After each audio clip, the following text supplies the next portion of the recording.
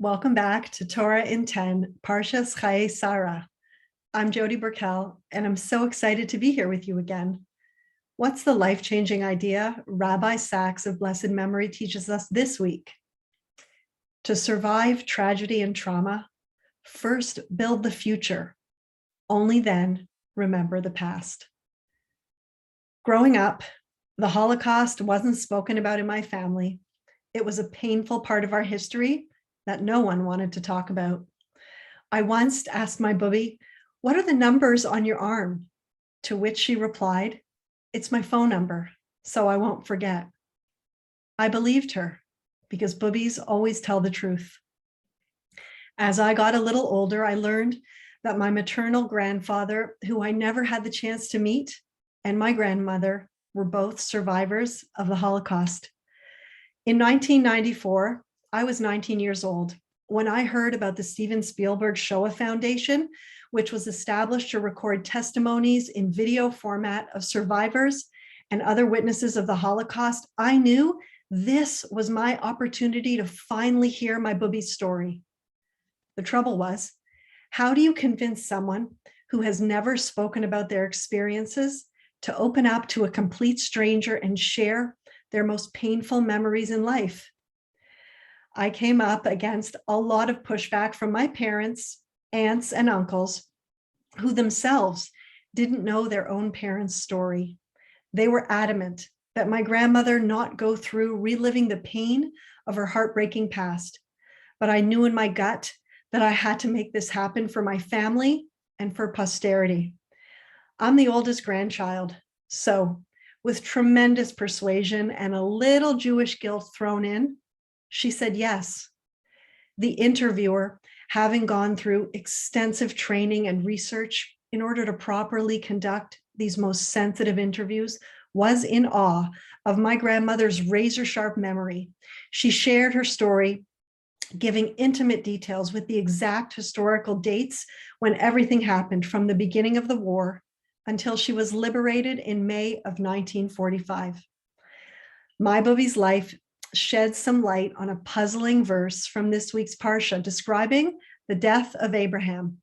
Our Parsha says, "He breathed his last and died in good old age, satisfied." Rabbi Sacks says his was the most peaceful death in the Torah. Satisfied? We've been learning about Abraham's life these past weeks. His was not an easygoing life, to say the least. He was commanded to leave his father's home. He dealt with famine twice. His wife was kidnapped. He was promised many children, as many as the dust of the earth and stars in the sky, yet he remained childless until old age. Then God told him to send his son Ishmael away. And if that wasn't heartbreaking enough, God told him to sacrifice his only son from Sarah, Isaac, the one who would become the spiritual heir of the covenant for the future. Rabbi Sacks says Abraham's was a life of disappointed hopes and delayed fulfillments, and asks the question, what kind of a man was this that the Torah says that he died in good old age and satisfied? Rabbi Sacks learned the answer to this question through a number of life-changing encounters with Holocaust survivors.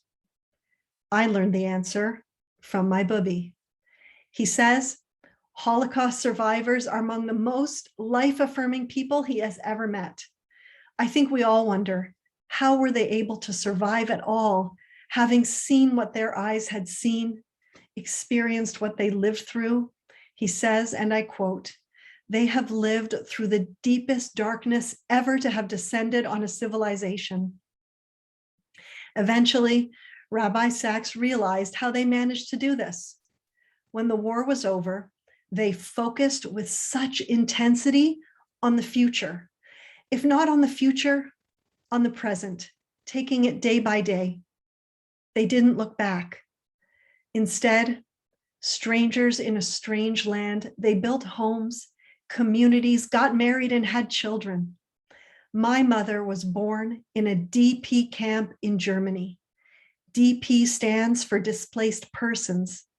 Without an actual home, my grandmother and grandfather began to build a family. In most cases, survivors didn't speak about their experiences during the Holocaust, even to their spouses, children, and close friends. Their silence lasted, in many cases, for as long as 50 years. Only then, when the future they had built was secure, did they allow themselves to look back and bear witness to what they had suffered and seen. This is my family's experience. First, they built the future. Only then did they allow themselves to remember the past. This is what Abraham did in this parsha. He received 3 promises from God: children, a land, and the assurance that he would be the father of many nations. But at the age of 137, he had 1 unmarried son, no land, and fathered no nations. But he didn't complain. It seems, says Rabbi Sacks, God wanted him to act, not to wait for God to do the work for him. So when Sarah died, he bought the first plot of land in which would become the land of Israel. Then he instructed his servant Eliezer to find a wife for Isaac, his son, so that he might live to see the first Jewish grandchildren. Finally, in his old age, he married again and had 6 other sons who would become the progenitors of many nations. He did not, except briefly, mourn the past. Instead, he took the first steps towards building the future. This is what the Jewish people did collectively after the Holocaust. In 2018, when I was in Poland and I stood on the tracks leading to Auschwitz-Birkenau, and I looked back at the barracks, at the gas chambers, at the crematoriums, and I thought to myself, look what they did to us. And look who we are as a people in the face of what they did to us. Just 3 years later, David Ben-Gurion declared the Jewish state in our ancient homeland, the land of Israel.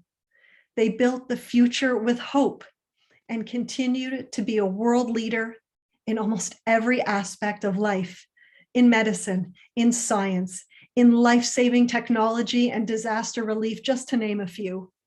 To me, this is the most inspiring thing in the world and a lesson for us all. We are a forward-facing people to survive tragedy and trauma. And it doesn't need to be a Holocaust. We all go through very difficult things in life. Rabbi Sacks teaches us, first build the future, meaning go forward, one step at a time. Then look back. Remember where you came from and what you went through. Draw strength and just keep going. That is the Jewish way and what Avraham taught us. Wishing you all a beautiful Shabbos.